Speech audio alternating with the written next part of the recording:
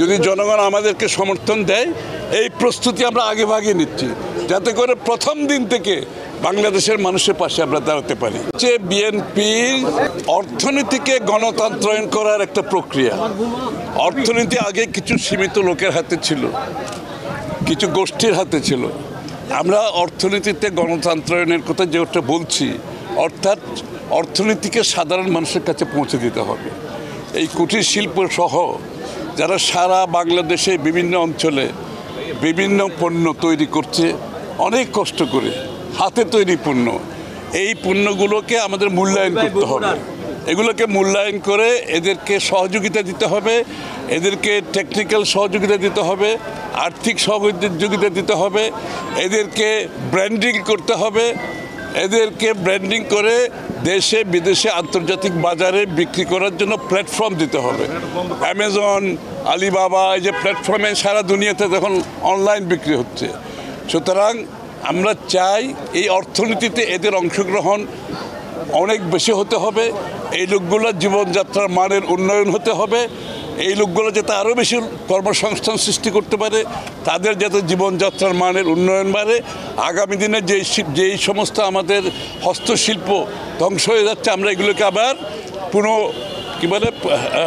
পুনরুদ্ধার করার প্রক্রিয়ার মধ্যে আছি। সাথে সমস্ত বাংলাদেশে মানুষ বাড়িতে থেকে তার পণ্য বিক্রি করে তার জীবনযাপন করতে পারে এবং বাংলাদেশের অর্থনীতিতে তাদের অংশগ্রহণ, তাদের জীবনযাত্রার মান যাতে উন্নয়ন করতে পারে। এটা বিএনপি জনাব তারেক রহমান সাহেবের স্বপ্ন। এই স্বপ্ন বাস্তবায়নের জন্য আমরা প্রত্যেকটি ডিভিশনে যাচ্ছি। কারু পণ্য যারা তৈরি করে, বাড়িতে যারা হস্তশিল্প তৈরি করে, এদেরকে মূল অর্থনীতির মূল স্রোতে আমরা ঢুকাতে চাই,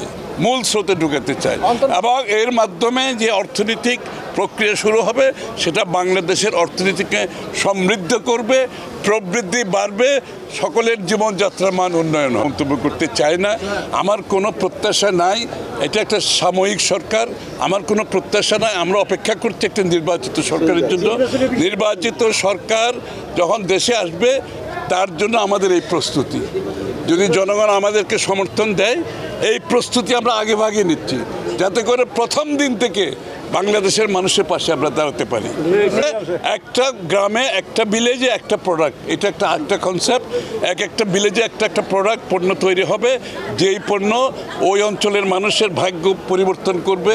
নতুন নতুন পণ্যের ডিজাইন হবে, এই পণ্য দেশের বাইরে বিক্রি হবে, ওই গ্রামগুলো অর্থনৈতিকভাবে সমৃদ্ধ হবে। এটা আমাদের মূল প্রোগ্রাম হচ্ছে এটা। এই জন্য আমরা সব জায়গায় যাচ্ছি, সবার সাথে কথা বলছি, তাদের সমস্যা চাহিদা কিভাবে আমরা পূরণ করতে পারি আগামী দিনে। এই জন্য আমরা আসছি, দেখছি, এবং আমি আশান্বিত। আজকে যা দেখলাম, আমরা এখানে সহায়তা দিলে এখানে বহুগুণ বেশি তাদের প্রোডাকশনও বাড়বে, তাদের আয়ও বাড়বে, এবং বাজারের মধ্যে অনেকগুলো পণ্য দেশে বিদেশে আমরা আনতে পারবো। এটা হচ্ছে নির্বাচনের ব্যাপারে আলাপের কিছু নয়। সবাই নির্বাচনের অপেক্ষায় আছে।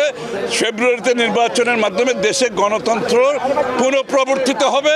বাংলাদেশের মানুষ তাদের মনের কথাগুলো বলতে পারবে, তাদের প্রতিনিধি নির্বাচিত করতে পারবে, সরকার নির্বাচিত করতে পারবে, যারা জনগণের কাছে দায়বদ্ধ থাকবে, জবাব দিয়ে থাকবে। Thank you.